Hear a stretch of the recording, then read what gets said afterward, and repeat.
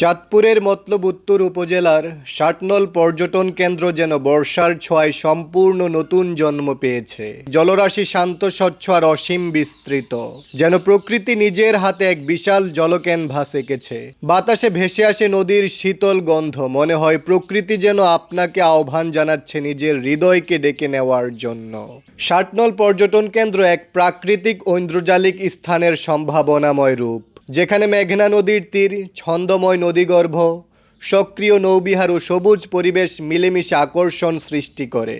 আকাশের নীল আর সাদা মেঘের ছায়া সেই পানির উপর প্রতিফলিত হয়ে সৃষ্টি করেছে এক অপূর্ব সৌন্দর্য, যেখানে প্রতিটি ঢেউ যেন প্রকৃতির তুলি দিয়ে আঁকা এক একটি রেখা।